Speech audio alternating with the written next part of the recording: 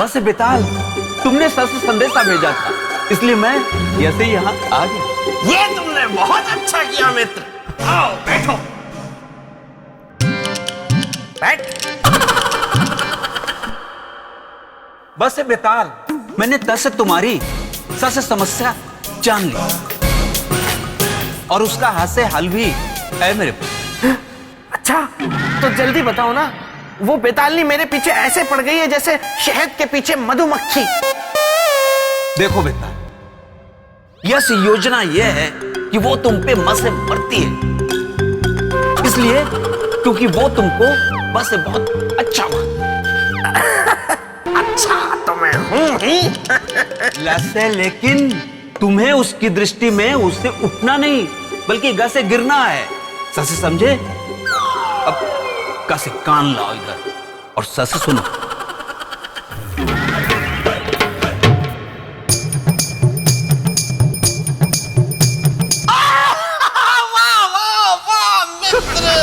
ये हुई ना बात। धन्यवाद मित्र।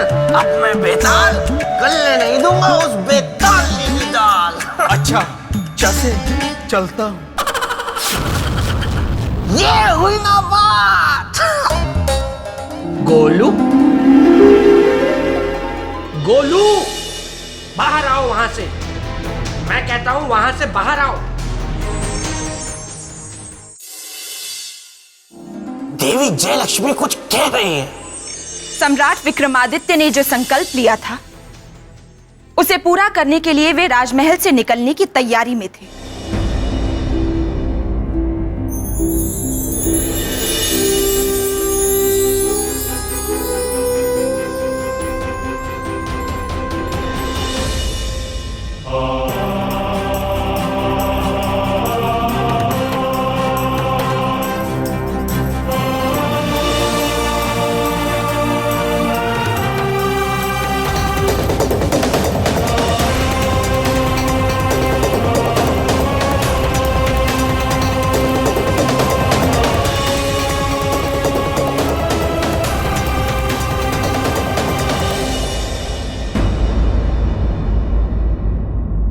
सम्राट विक्रमादित्य, अब मात्र 12 घंटे ही शेष हैं। अब आपको बिजली की गति से भी तीव्र गति से चलना होगा।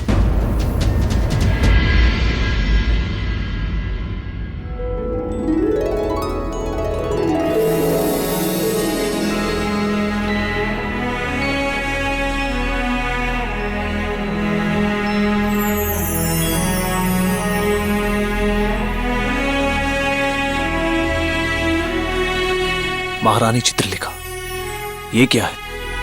मिट्टी। मिट्टी? जी सम्राट, ये केवल मिट्टी ही नहीं बल्कि मिट्टी के रूप में आपकी प्रजा का जीवन है, जिसे मैं आपकी मुट्ठी में दे रही हूं।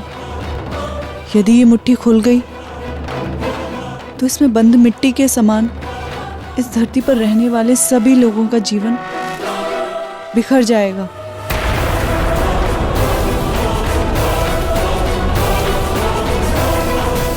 और यदि ये मुट्ठी बंद रही तो क्या महारानी जी? तो हम समझेंगे कि आपकी मुट्ठी में बंद मिट्टी के समान आपकी प्रजा भी सुरक्षित है।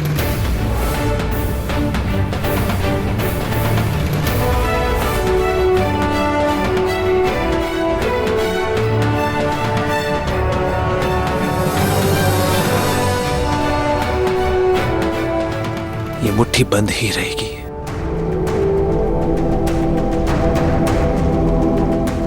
महारानी चित्रलेखा, विश्वास रखें, पृथ्वीवासियों की सुरक्षा करना हमारा परम लक्ष्य एवं प्रथम धर्म है। हम बिखर जाएंगे, समाप्त हो जाएंगे, पर पृथ्वीवासियों को किसी भी स्थिति में कभी भी बिखरने नहीं देंगे।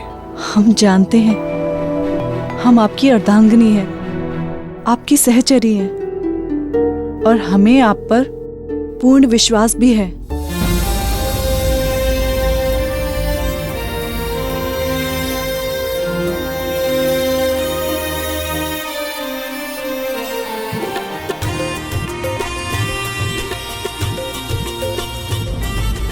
चलते हैं। अपना ध्यान रखिएगा। आप भी।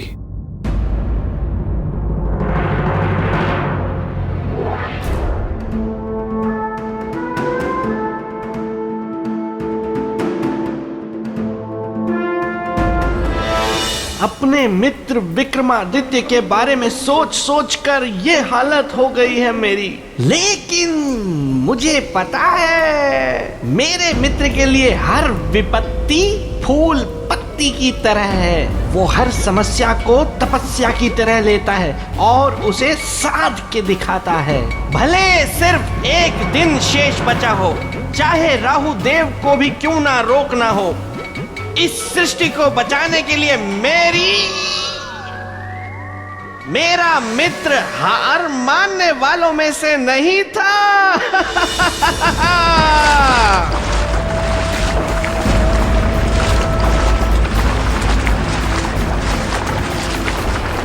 इस विनाश को रोकने का केवल एक ही उपाय, आपको अपने इस सांसारिक शरीर को पंच तत्वों में परिवर्तित करना होगा।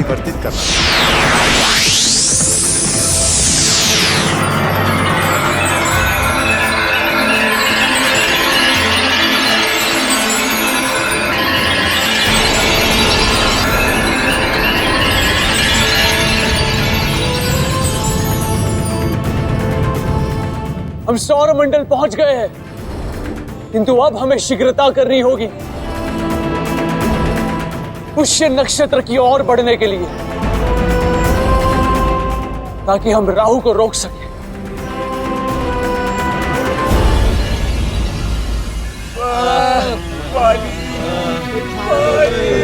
कोई हमें भोजन करा दे।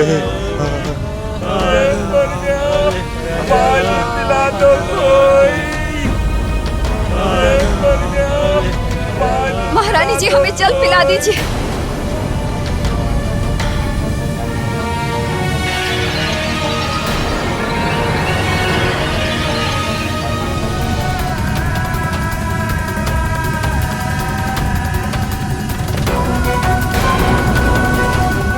महारानी जी, आंखें खोलिए। महारानी जी, कुछ भी कुशल नहीं है। महारानी की यह अवस्था अंत का संकेत है। उधर सूर्यास्त होगा और इधर सब कुछ नष्ट हो जाएगा। अब बस कुछ पल और, उसके बाद युग समाप्त। राहु का अस्तित्व नहीं तो किसी का भी अस्तित्व नहीं। अंत हो जाएगा सबका आज, अंत हो जाएगा। राजन, अब कुछ भी शेष नहीं बचा था। राहु ने युग समाप्ति का शस्त्र चला दिया था। धरती के सूर्य का अस्त होना निश्चित था। क्षमा करिए देवी, आपके कथन के अनुसार राहु ने युग समाप्ति का शस्त्र तो अवश्य चला दिया था, पर अभी धरती का सूर्यास्त नहीं हुआ था। अभी भी कुछ पल शेष था सूर्य के अस्त होने का। कहने का अर्थ कि पूरे मन से किया गया परिश्रम और पूरे लगन और विश्वास के साथ किया गया कर्म कभी भी व्यर्थ नहीं जाता देवी। और फिर सम्राट विक्रमादित्य, चक्रवर्ती पराक्रमी सम्राट विक्रमादित्य, जो पृथ्वीवासियों के सुख और शांति के लिए निस्वार्थ कर्म कर रहे थे, वो व्यर्थ कैसे जाता देवी? वाह वाह वाह वाह राजा भोज, क्या क्या बात कही है तुमने। सामने होता तो माथा चूम लेता तुम्हारा।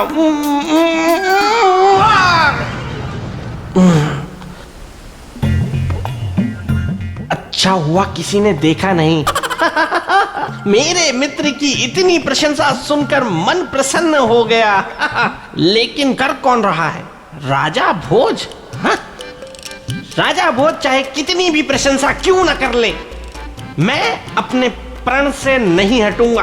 तुम्हें याद है ना, मैंने प्रण लिया है कि अपने मित्र महाप्रतापी पराक्रमी चक्रवर्ती सम्राट विक्रमादित्य के सिंहासन पे मैं उस राजा भोज को बैठने नहीं दूंगा, क्योंकि मैं हूं बेताल।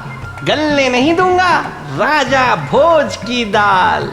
उस सिंहासन पे सिर्फ मेरा मित्र बैठ सकता है, या फिर कोई ऐसा जो मेरे मित्र सम्राट विक्रमादित्य की बराबरी कर सके। देवी, सम्राट विक्रमादित्य का संकल्प उस उद्देश्य को प्राप्त किए बिना सफल नहीं होता। आगे क्या हुआ देवी? मैं सुनाऊं? मुझे पता है देवी, आप कहेंगी कि तुम फिर आ गए। मैं क्या करूं देवी, मेरे पेट में बुलबुले उठने लगते हैं, और जब तक मैं यहां ना आ जाऊं बुलबुले शांत होने का नाम ही नहीं लेते। अगर आप आज्ञा दे दें तो आगे की कथा मैं सुना दूं। देवी, यदि आगे की कथा बेताल सुनाना चाहते हैं तो क्यों ना आगे की कहानी इन्हीं से सुनी जाए। वैसे इनके कहानी सुनाने का अंदाज भी बड़ा रोचक है, क्यों? ठीक है बेताल, तुम सुनाओ। धन्यवाद देवी। हाँ तो राजन, हुआ ये कि एक बार मेरे मित्र विक्रमादित्य जब छोटे थे तो उन्हें खांसी हो गई, तो उन्होंने काढ़ा बनाया, जो बहुत गाढ़ा बनाया। बेताल, क्षमा देवी क्षमा, मैं भावनाओं में बह गया, इसीलिए ये कह गया। हाँ तो राजन, हुआ ये कि राहु से भयभीत होकर सारे देवता इंद्र के दरबार में पहुंचे। एक तरफ था राहु ऐसे हंसता हुआ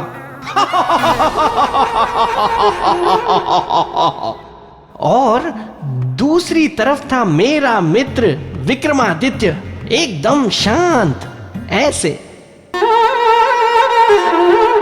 और फिर हुआ दोनों में आमना सामना। सम्राट विक्रमादित्य, आप यहाँ क्यों आए हैं? आपके इस अनर्थ को रोकने राहुदेव, आपको ये बताने आए हम, पुष्य नक्षत्र को खंडित करने का अर्थ है पृथ्वी लोक का विनाश। यही तो मैं चाहता हूँ सम्राट विक्रमादित्य, कि पृथ्वी लोक का विनाश हो। यही मेरे प्रतिशोध का भयानक परिणाम होगा उन देवताओं से जिन्होंने मेरा अपमान किया है। आपके विरोध जताने का यह उचित तरीका नहीं है राहुदेव। इस विरोध में तो आपका निजी स्वार्थ झलक रहा है। आप देव होकर अपने स्वार्थ के लिए निर्दोष मानव जाति को नष्ट कर देना चाहते हैं। इतना बड़ा पाप, इतना बड़ा अधर्म, वो भी केवल अपने प्रतिशोध के लिए।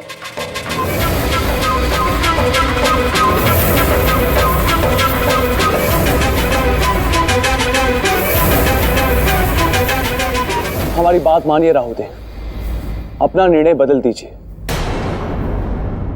और रही बात आपके न्याय और सम्मान की, तो उसे हम दिलवाएंगे, ये वचन है हमारा। नहीं सम्राट विक्रमादित्य, नहीं। मुझे अपना अधिकार लेने के लिए किसी दूसरे की आवश्यकता नहीं, और वो भी एक मनुष्य की। मुझे आता है अपना अधिकार लेना,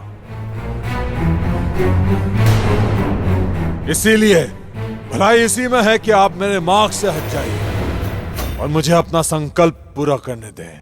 कौन सा संकल्प? पुष्य नक्षत्र को खंडित करने के संकल्प को? हाँ, वो भूल जाए राहुदेव, क्योंकि आप उस संकल्प को कभी पूरा नहीं कर पाएंगे। कौन रोकेगा मुझे? हम रोकेंगे, हम रोकेंगे।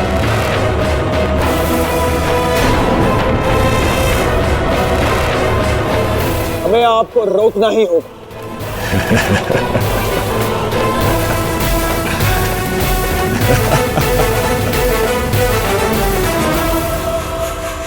हमें आपको रोकना ही होगा।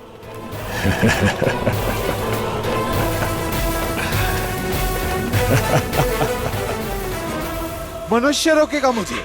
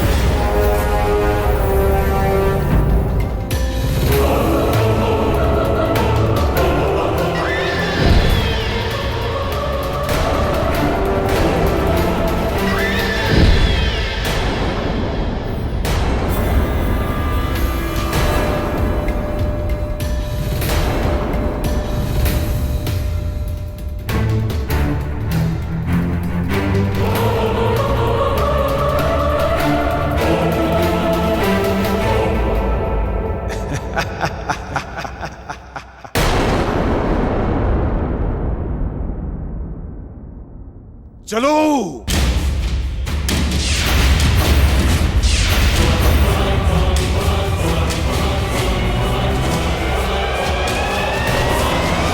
राहु देव को पता ही नहीं था कि वे जिसे साधारण मनुष्य समझकर ललकार रहे हैं, युद्ध कर रहे हैं, वो कोई साधारण मनुष्य नहीं है, बल्कि वो महाशूरवीर महाप्रतापी है। राजन, इस बात से मुझे एक बात याद आई। एक बार जब मेरे मित्र विक्रमादित्य के पैर में एक कांटा चुभ गया था, तो पता है उन्होंने क्या किया?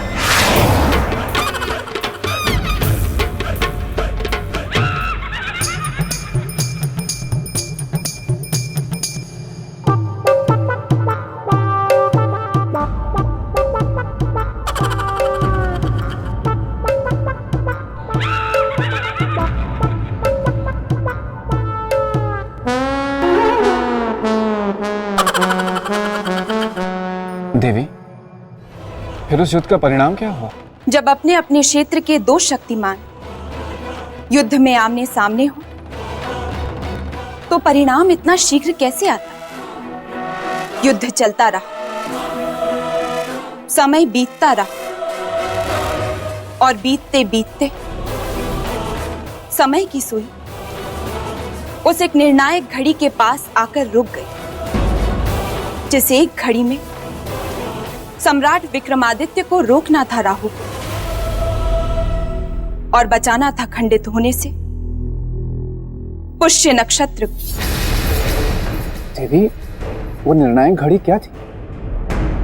और उस एक घड़ी में क्यों रोकना था सम्राट को, राहु को? वो एक घड़ी महत्वपूर्ण इसलिए थी राजन, क्योंकि यदि उस एक घड़ी में सम्राट विक्रमादित्य राहु को आगे बढ़ने से रोक लेते, तो पुष्य नक्षत्र राहु के निशाने से दूर अपने मार्ग पर आगे बढ़ जाता और खंडित होने से सदा सदा के लिए बच जाता।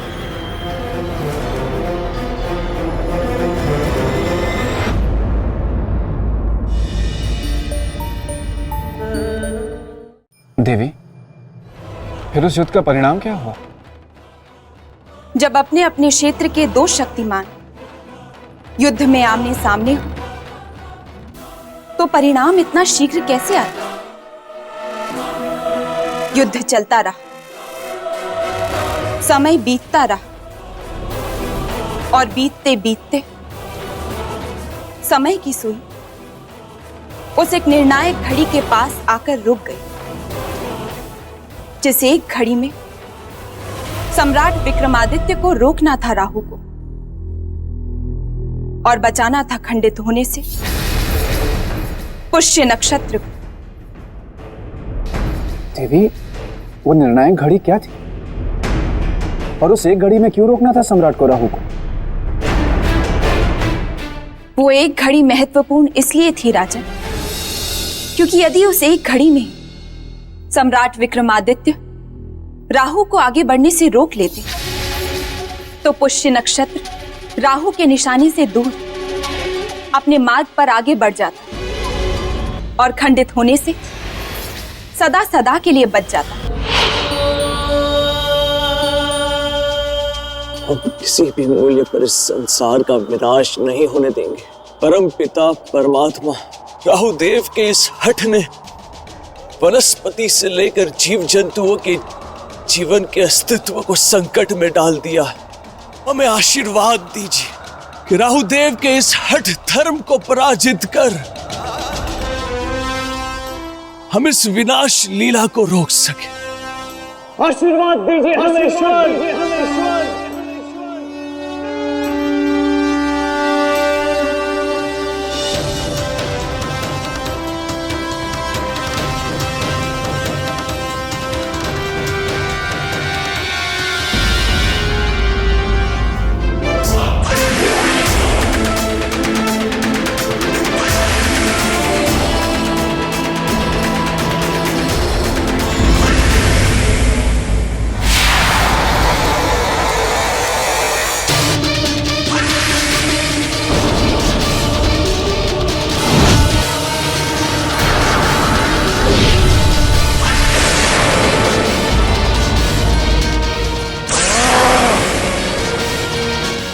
कैसी शक्ति है जिसे हमारा वाहन और हम भेद नहीं पा रहे।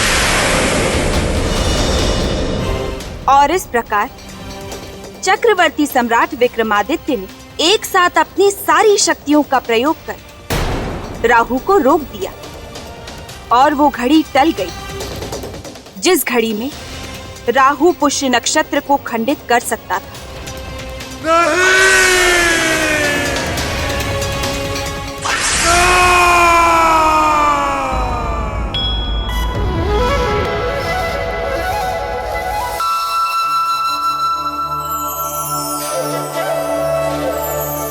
बादल हट गए, अर्थात चक्रवर्ती सम्राट विक्रमादित्य ने राहु को रोकने में सफलता प्राप्त कर ली।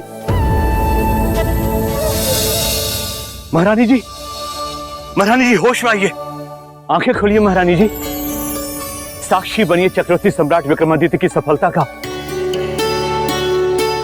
संसार से संकट टल गया महारानी जी, सम्राट विक्रमादित्य ने राहु के कोप से पुष्य नक्षत्र को बचा लिया है।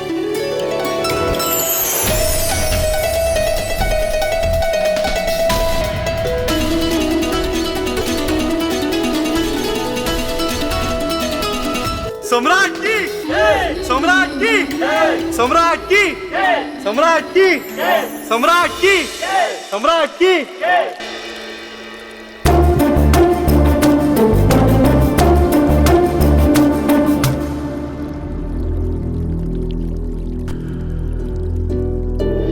देवी,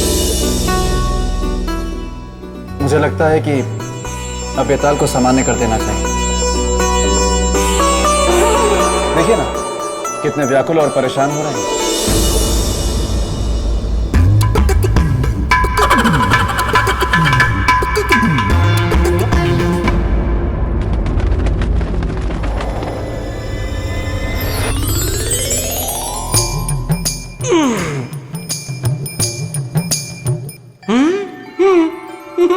सम्राट विक्रमादित्य की जय, देवी जयलक्ष्मी की भी जय। अच्छा देवी, फिर क्या हुआ? राजन, सम्राट विक्रमादित्य और राहु के बीच का युद्ध चलता रहा और इस युद्ध में एक घड़ी ऐसी आई जब असंभव है मुझे रोकना, असंभव।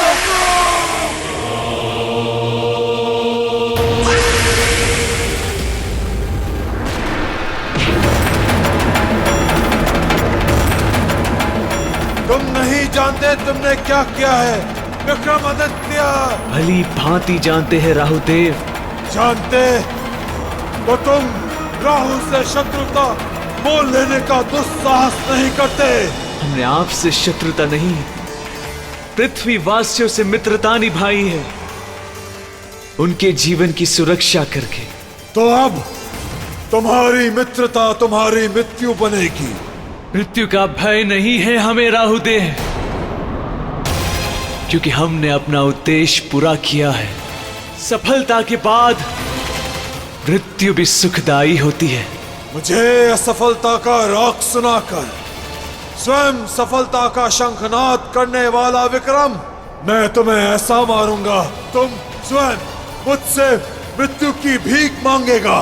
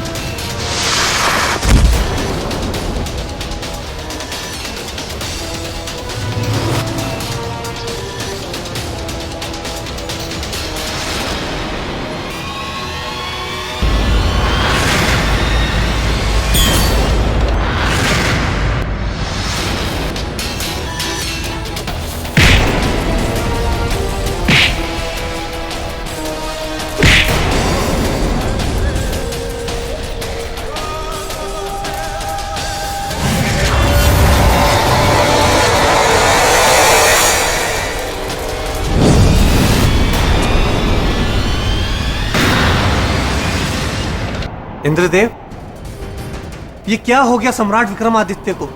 वो राहु का सामना क्यों नहीं कर पा रहे? क्योंकि पराक्रमी सम्राट विक्रमादित्य की सारी शक्ति राहु को रोकने में ही नष्ट हो गई है। अब उनके पास शक्ति बची ही नहीं है कि वो राहु का सामना कर सके।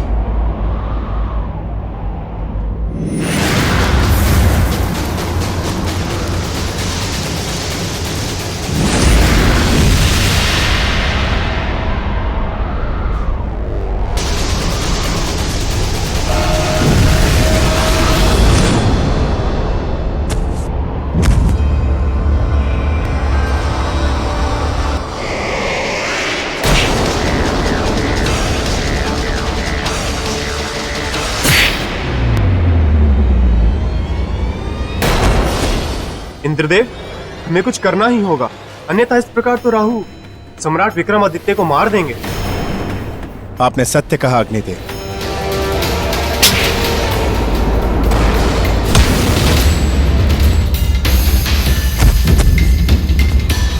मेरे विचार से अब हमें ब्रह्मदेव को समाधि से जगाना चाहिए। केवल एक वही है जो सम्राट विक्रमादित्य को राहु के प्रकोप से बचा सकते हैं।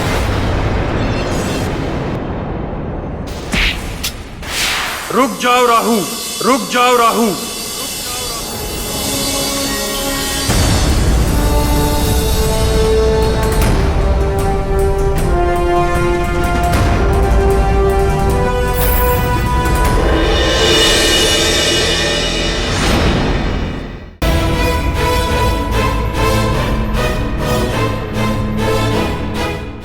नहीं ब्रह्मदेव, आज मैं नहीं रुकूंगा।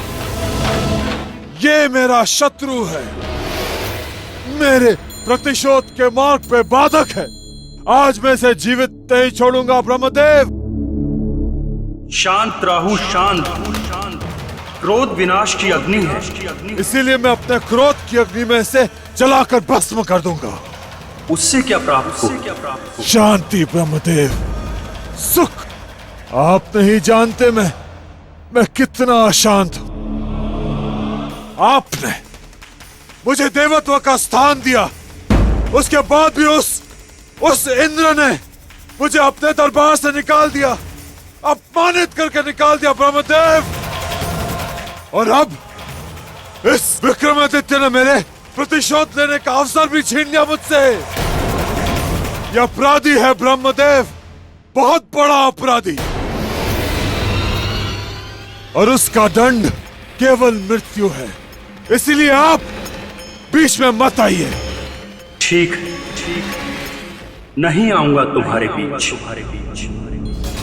किंतु एक बात बताओ, तुम्हारे इस क्रोध और प्रतिशोध का कारण क्या है? स्थान ही ना स्थान। मैं तुम्हें ब्रह्मलोक में स्थान देता हूं। आज से मैं तुम्हें ब्रह्मलोक का सभासद नियुक्त करता हूं। क्या? हाँ, आज से तुम ब्रह्मा के दरबारी कहलाओगे। सत्य ब्रह्मदेव? हाँ राहुल, आज से तुम मेरे लोक में वास करो। आपका बहुत बहुत धन्यवाद ब्रह्मदेव।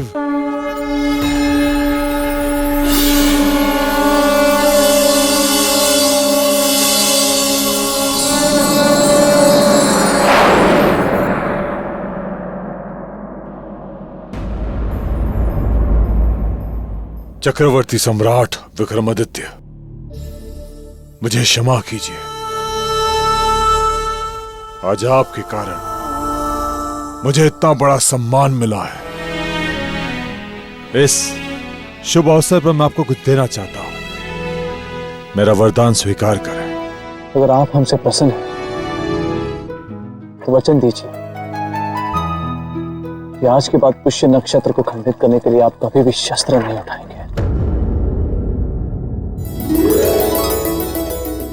मैं वचन देता हूं कि आज के बाद कभी भी राहु पुष्य नक्षत्र को खंडित नहीं करेगा। तो देखा आपने, राजा भोज मेरा मित्र कितना अच्छा था। उसने राहु को क्षमा भी कर दिया। और फिर आपको पता है स्वयं ब्रह्मदेव ने क्या कहा? क्या कहा? उन्होंने कहा कि मेरे मित्र जैसा राजा, यानी सम्राट विक्रमादित्य जैसा राजा ना तो कोई हुआ है और ना होगा। बोलिए, है ना ये सत्य बात? एकदम सत्य बात है। देखा राजन, अब तो आपने खुद इस बात को स्वीकार कर लिया कि ये सत्य बात है।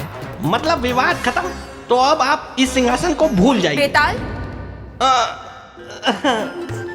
देवी मैं तो बस यूं ही सोचती हूँ इस बार तुम्हें पत्थर की मूर्ति बना दूं। नहीं नहीं नहीं नहीं नहीं, नहीं। मैंने तो कुछ बोला ही नहीं है और मैं तो कुछ बोलूंगा भी नहीं। मैं तो यहाँ रहूंगा भी नहीं। नहीं नहीं, मैं यहाँ रहूंगा लेकिन यहाँ नहीं रहूंगा। यहाँ रहकर मैं वहां रहूंगा और कुछ नहीं बोलूंगा। राजन, उसके बाद राहु ने सम्राट विक्रमादित्य को उनकी खोई हुई शक्तियां वापस लौटा दी। सम्राट विक्रमादित्य की, सम्राट विक्रमादित्य की, सम्राट विक्रमादित्य की।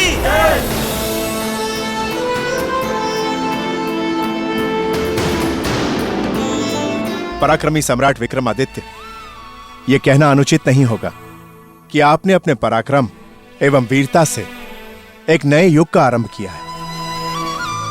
इसलिए हम सभी देव आपको यह आशीर्वाद देते हैं कि अब से आपके जन्म दिवस से एक नए युग का आरंभ होगा जो विक्रम संवत के नाम से जाना जाएगा।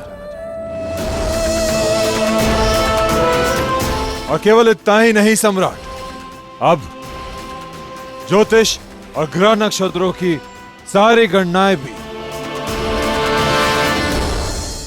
विक्रम संवत के अनुसार ही की जाएंगी।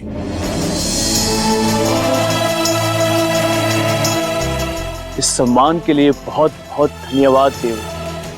किंतु देवगणों, इस सम्मान के पीछे राहु देव का भी बहुत बड़ा योगदान है। यदि वो हमारे सामने चुनौती बनकर नहीं आते तो ये सम्मान भी आसमान के तारे की तरह होता।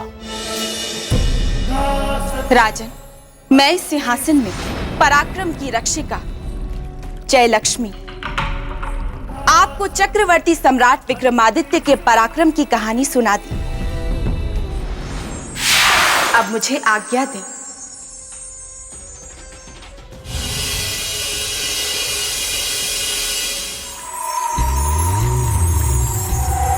क्या हुआ राजन? प्रणाम देवी। खुद को पराक्रम के तराजू में तौलने का कर रहे हो प्रयास।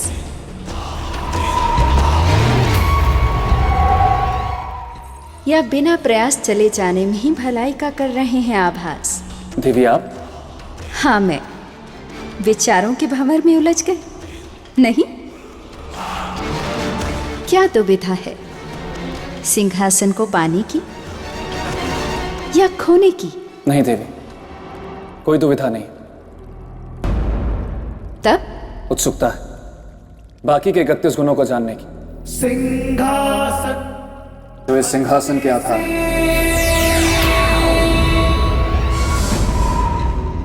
यदि इरादा अटल हो तो उत्सुकता भी शांत हो जाएगी। किंतु उससे पहले एक प्रश्न है। अवश्य।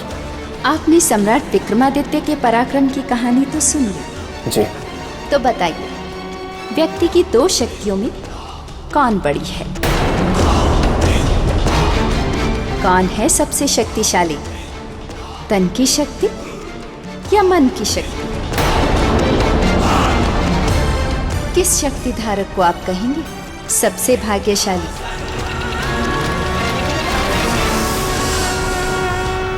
किस शक्ति धारक को आप कहेंगे सबसे भाग्यशाली?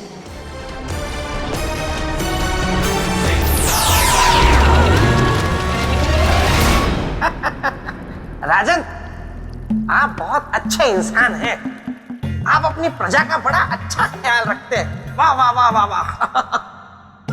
आप कहाँ इस सिंहासन और इन पुतलियों के चक्कर में पड़ गए? कहाँ इस प्रश्नोत्तर के खेल में आप अपना समय व्यर्थ कर रहे हैं? अरे छोड़िए ये सब प्रश्नोत्तर का खेल, जाने दीजिए इस सिंहासन को। आप जाइए, जाकर आप अपना राजपाट संभालिए, प्रजा का ध्यान दीजिए। वैसे भी आप मेरे मित्र की बराबरी नहीं कर पाएंगे। बेटा, भले ही मैं तुम्हारे मित्र की बराबरी ना कर पाऊं, परंतु तुम्हारी प्रशंसा अवश्य करूंगा। तुम्हारा जैसा मित्र मिलना एक सौभाग्य की बात है। एक ऐसा मित्र जो अपने मित्र के विरुद्ध एक भी शब्द ना सुने, जो किसी और को उनकी बराबरी करने का मौका तक न दे। आप महान हैं, महान। मैं तो स्वभाव से ही ऐसा हूं राजन। वैसे मैं भी सोच रहा था कि आपकी प्रशंसा करूं। राजा भोज, अगर आप चतुर हैं तो मैं भी महाचतुर हूं। आप डाल डाल हैं तो मैं पात पात। समझ जाता मैं आपकी हर बात बात को। आप मेरी और मेरे मित्र की प्रशंसा करके उस सिंहासन तक पहुंचना चाहते हैं। लेकिन मैं ऐसा कभी नहीं होने दूंगा। ये क्या हो गया? भाग बेताल।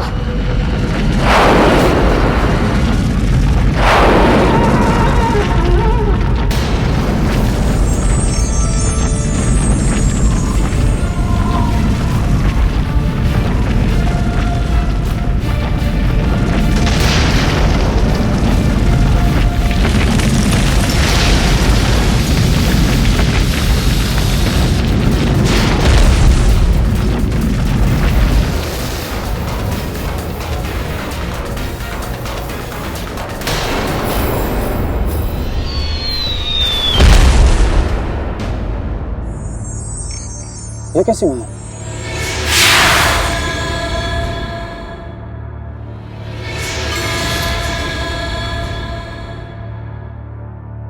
ये मैं कहाँ आ गया हूँ?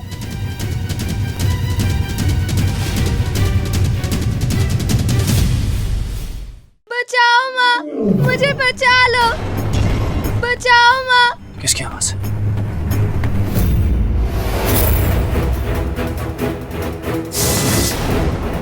मत रो महेश्वर, मत रो। मैं हूं ना तेरे साथ, तुझे कुछ नहीं होगा मेरे बहादुर बच्चे। लगता है किसी माँ बेटे का जीवन संकट में है, मुझे बचाना होगा।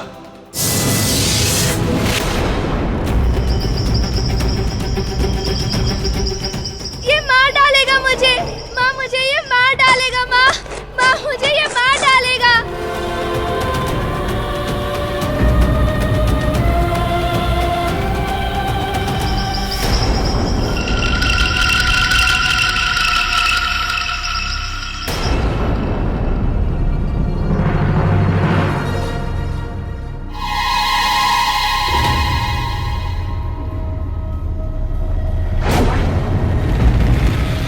ये क्या? मैं तो शेर के पंजों का पीछा कर रहा था।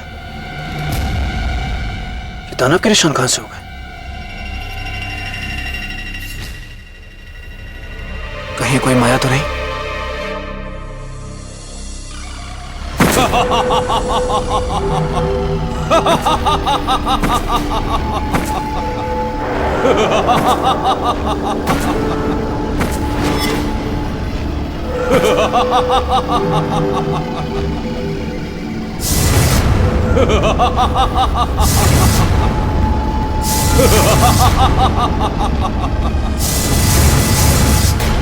मैं पाँव पड़ती हूँ, छोड़ दो मेरे बच्चे को। मैं तुम्हारे हाथ जोड़ती हूँ, मेरे बच्चे को छोड़ दो।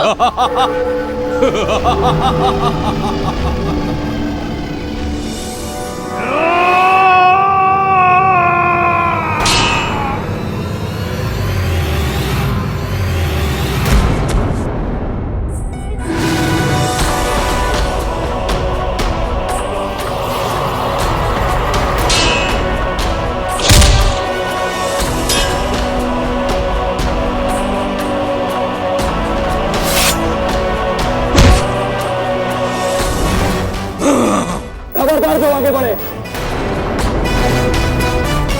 वहीं रुक जाओ।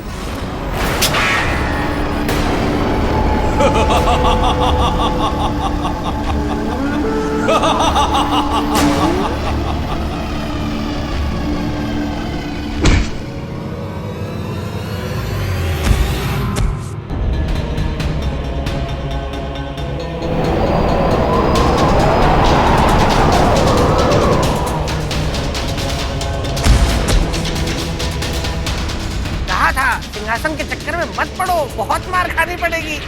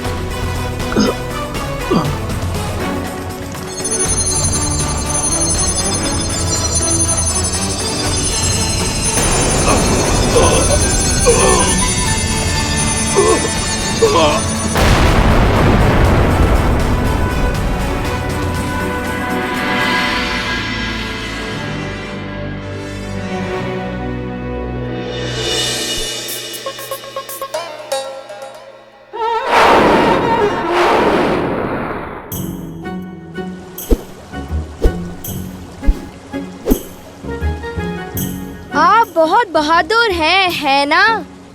मैं और बहादुर कैसे? अरे आपने इतने बड़े दानव को मार गिराया। आपने लड़ना कहाँ से सीखा? आप सैनिक हैं? नहीं, मैं एक साधारण मनुष्य हूँ। बस थोड़ा सा साहस दिखाया और उस राक्षस को हरा दिया। अरे केवल साहस से आपने उसे मार गिराया? हाँ। माँ, मैं भी आज से साहसी बनूंगा, किसी से नहीं डरूंगा, इनकी तरह।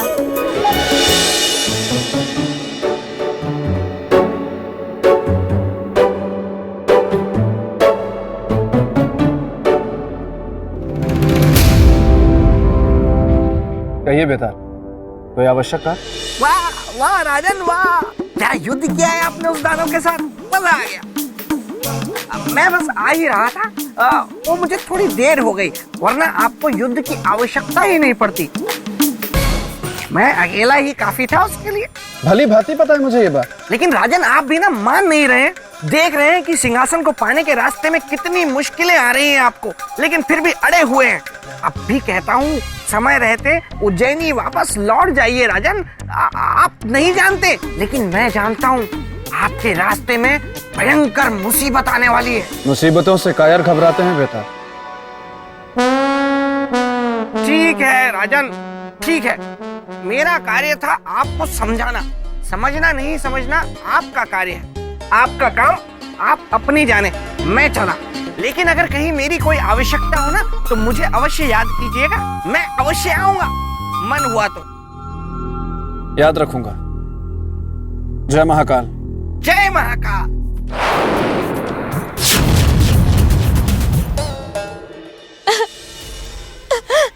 देवी, आप रो क्यों रही हैं? आपका पुत्र तो अब सुरक्षित है। वो इसलिए क्योंकि मेरे पुत्र के ऊपर से संकट अभी टला नहीं है। उसका शत्रु अभी भी जीवित है। उस दानव के अलावा और कौन है आपके पुत्र का शत्रु? स्वयं इसका पिता रुद्रांत। एक पिता अपने ही पुत्र का शत्रु? ये कैसे संभव है? ये संभव इसलिए है क्योंकि मुझ नाग कन्या का ये पुत्र यही अपने पिता की मृत्यु का कारण है। मैं कुछ समझा नहीं देवी। ये लंबी कहानी है राजन। मैं सुनना चाहूंगा। बात उस समय की है जब महाराज रुद्रांत ने ब्रह्मदेव की घोर तपस्या की और उनसे अमरता का वरदान मांगा।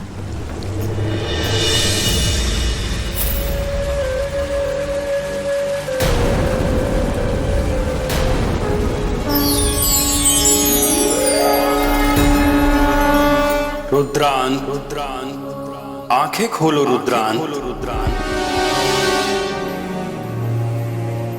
प्रणाम ब्रह्मदेव। मैं तुम्हारी तपस्या से प्रसन्न हुआ। कहो क्या चाहते हो रुद्रान? मुझे आपसे अमर होने का वरदान चाहिए ब्रह्मदेव।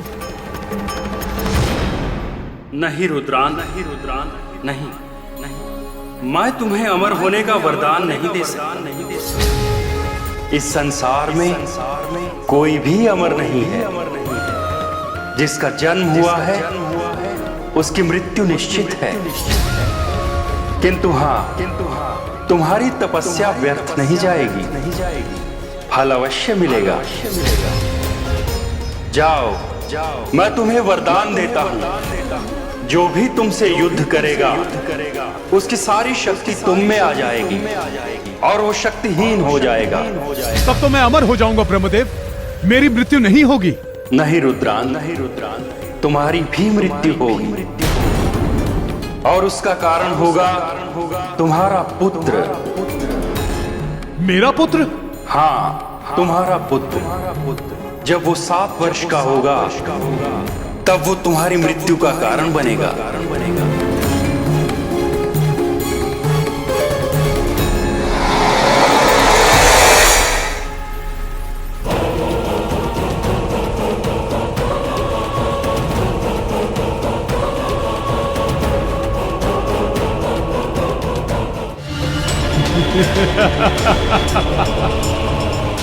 यदि ऐसा है ब्रह्मदेव तो मैं आजीवन विवाह ही नहीं करूंगा। अमर, अमर, अमर, अमर। किंतु देवी, जब रुद्रांत को पता था कि उसका पुत्र ही उसकी मृत्यु का कारण होगा, तो उसने आपसे विवाह क्यों किया?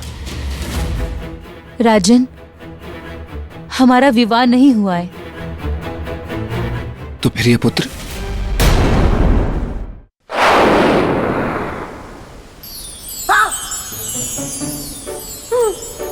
जीवित तितलियां।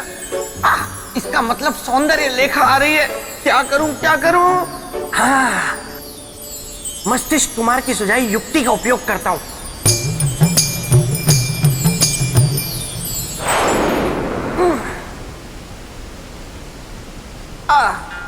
तुम आ गई कमल कटीली। मुझे पता है तुम मुझसे नाराज हो क्योंकि तुमने मुझे हेमवंती हठीली के साथ घूमते फिरते देख लिया है।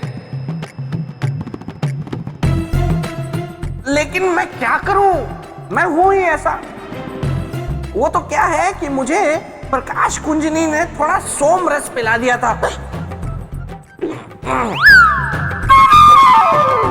तो उसके उसके बाद मैं धन दमयंती के यहाँ द्वैत क्रीड़ा के लिए निकल गया। उसके बाद तो पता नहीं फिर किन किन बेतालियों के साथ कहाँ कहाँ घूमा, कहाँ कहाँ गया। बहुत थक गया, अभी वापस आया ही हूँ। लेकिन तुम कुछ बोल क्यों नहीं रही हो? वो तुम सौंदर्य लेखा यहाँ? ओहो, मुझे लगा कोई अन्य बेतालनी है और मैं सब कुछ कह गया, तुमने सब कुछ सुन भी लिया। हाँ, और अब जब तुम्हें सब कुछ पता चल ही गया है तो छुपा कर क्या फायदा? देखो, यही सच है। जिसे तुमने अपने प्रेम की बगिया का एक फूल समझा था, वो एक कांटा है, यानी मैंने तुम्हें छला है, मैं छलिया हूं। लगता है झटका लगा है।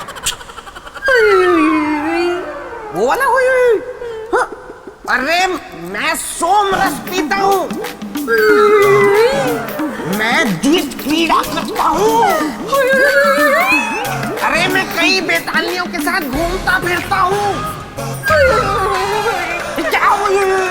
मैं यहाँ तुम्हें अपनी बुराइयों पे बुराइयां बता रहा हूँ और मुझ पर क्रोधित होने की बजाय तुम मुझ पर प्रसन्न हो रही हो। हाँ, मेरे प्रेम की जंगल के हाथी, ऐसा ही तो चाहती हूँ मैं जीवन साथी, जिसकी दीवानी हो प्रेत लोग की सारी बेताली, फिर वो कटीली हो या हटीली, वो प्रकाश कुंजनी या मृदंग मलिनी। अब तो मैं तुम्ही से विवाह करूंगी। लगता है मेरे पिताश्री मुझे रहे हैं पुकार। चलो मैं चलती हूँ, लेकिन विवाह के लिए रहना तैयार।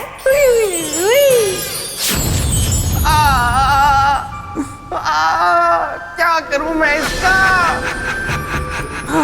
मस्तिष्क कुमार की युक्ति भी किसी काम नहीं आई। अरे क्या फायदा है 4-4 आंखें लेकर घूमने का उसका? वापस करो। गोलू, देखो तो कहीं मेरी बातों का राजा भोज पर असर हुआ हो और वो राजमहल वापस चला गया हो। दिखाओ। ये बात 7 वर्ष पहले की है। ये राजा भोज भी ना सुनकर ही मानेगा। मैं भी तो सुनूं आखिर राज क्या है। जब महाराज रुद्रांत अपने घोड़े से ब्रह्मदेव की तपस्या के लिए जा रहे थे, उस दिन नाग पंचमी की रात थी।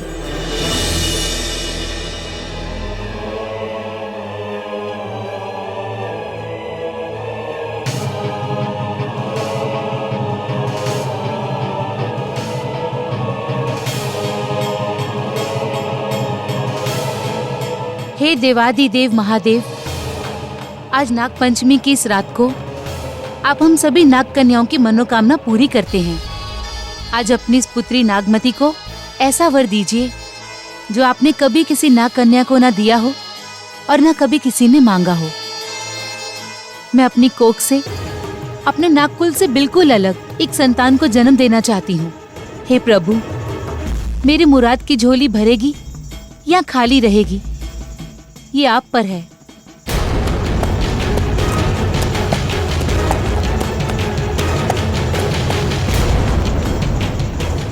इस गुफा के भीतर रोशनी है, मुझे यहां जल अवश्य मिलेगा।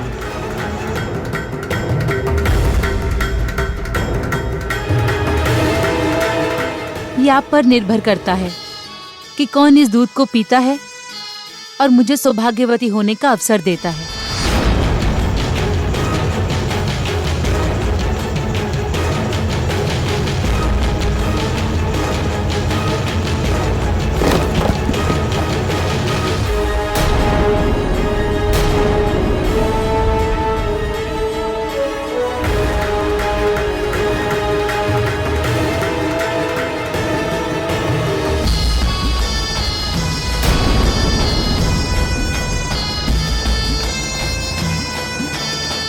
महाराज रुद्रांत ने मेरा हाथ पकड़ लिया और दूध का कटोरा लेकर पी गए। दूध पीते ही महाराज का रूप तेजवान हो उठा। उनके शरीर से एक तेज निकला जिसे मैंने धारण कर लिया।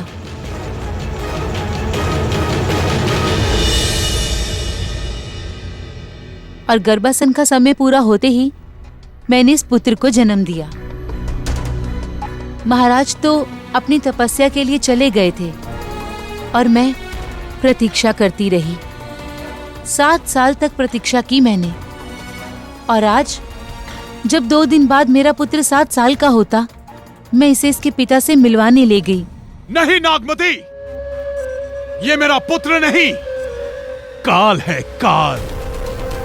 और मैं अपनी मृत्यु को केवल मृत्यु दे सकता हूं, प्रेम या अधिकार नहीं।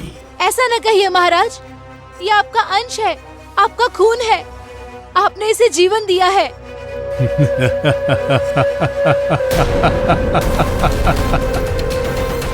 और मृत्यु भी मैं ही दूंगा। जो जन्म देता है उसे मारने का भी अधिकार होता है, और यदि ये जीवित रहा तो मैं मर जाऊंगा, और मेरे अमर होने का सपना अधूरा रह जाएगा। सिपाहियों, पकड़ लो इसे। खबरदार जो कोई आगे बढ़ा, अगर किसी ने रोकने की कोशिश की तो उसका भी यही हाल होगा जो इसका हुआ है। चल बेटा।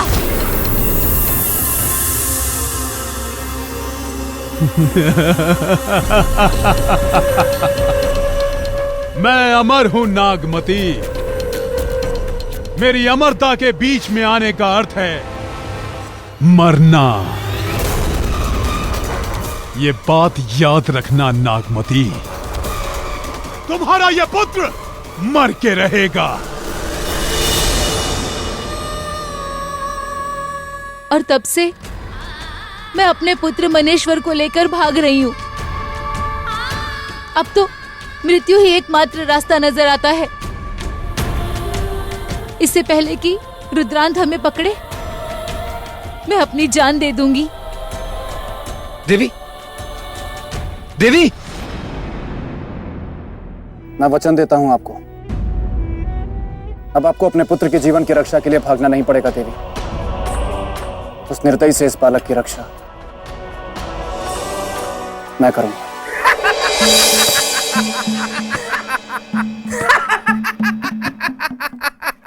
क्या हुआ बेताल, इतना हंस क्यों रहा? राजा भोज, रुद्रांत से उस बालक की रक्षा आप करेंगे? हाँ, मैं करूंगा। आप रुद्रांत से उस बालक की रक्षा कर ही नहीं सकते। पूछिए क्यों? क्यों? क्योंकि मैंने सुना है रुद्रांत के पास मायावी शक्तियां हैं, जिनका पार पाते पाते इंसान खुद पार हो जाता है।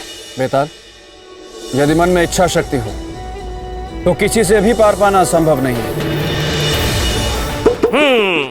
पर मैंने ये भी सुना है कि रुद्रांत को अमरता का वरदान प्राप्त है, और आपके पास तो ऐसा कोई भी वरदान नहीं है, और न ही रुद्रांत जैसा बल है आप में। पर बिना बल के युद्ध करना तो वैसे ही हो गया ना, जैसे बिना दूध की खीर बनाना। बेताल, किसी निर्दोष के प्राणों की रक्षा करने के लिए अमरता की नहीं, साहस और पराक्रम की आवश्यकता होती, जो उस रुद्रांत में नहीं है। बेताल, मैं तुम्हें विश्वास दिलाता हूं कि मैं अपने पराक्रम से उस रुद्रांत का अंत अवश्य करूंगा। ठीक है, जब आपने ये मार्ग चुन ही लिया है तो देख लेते हैं कि इस पर चलकर आपको आगे मिलती है खाई या फिर सोने के महल में रखी हुई चारपाई।